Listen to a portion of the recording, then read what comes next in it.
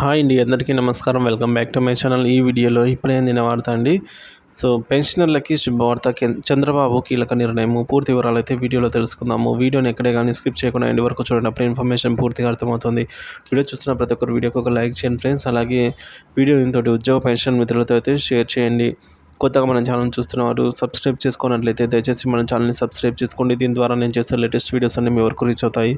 ఇక మనం ఆలస్యం చేయకుండా వీడియోలోకి అయితే వెళ్ళిపోదాము ఫ్రెండ్స్. ఇక విషయానికి వచ్చినట్లయితే ఏపీలో నూతనంగా కొలువుదీరినటువంటి ఎన్డీఏ కూటమి ప్రభుత్వం పెన్షన్ విషయంలో కీలకంగా వ్యవహరిస్తోందండి. ఈ క్రమంలో రాష్ట్రంలో అర్హులైన వారికి కొత్త పెన్షన్ అందించడంలో ముందుకు వచ్చింది రాష్ట్ర ప్రభుత్వం. ఈ నేపథ్యంలో ఏడాది నుంచి అర్హత ఉండి పెన్షన్ అందని లబ్ధిదారులకు చంద్రబాబు సర్కార్ శుభవార్త చెప్పింది.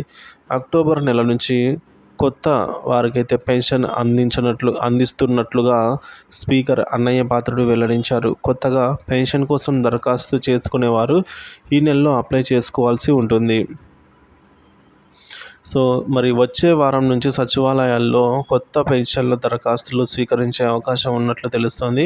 రాష్ట్రంలో ఒక ప్రాంతం నుంచి మరొక ప్రాంతానికి పెన్షన్ బదిలీ చేసుకునేందుకు ప్రభుత్వం వెబ్సైట్లో ఆప్షన్ అయితే ఎనేబుల్ చేసింది. గ్రామ వార్డు సచివాలయాలకు వెళ్ళి దరఖాస్తుతో పాటుగా పెన్షన్ ఐడి, ఏ ప్రాంతానికి బదిలీ చేయాలనుకుంటున్నారో ఆ జిల్లా, మండలం, సచివాలయం పేర్లు ఇవ్వాల్సి ఉంటుంది. ఆధార్ జిరాక్స్ కూడా అందించాలి. దీంతో స్వగ్రామాలకు రాలేని వారు ఉండే ప్రాంతాల్లోనే పెన్షన్ అయితే సులభంగా తీసుకొనవచ్చు అని చెప్పేసి ఈ విధంగా చేస్తూ ఉన్నారు. ఇదంతా పెన్షనర్స్కి భారీ శుభవార్త అనేది చెప్పుకోవచ్చు, కీలక నిర్ణయం ద్వారా కూడా.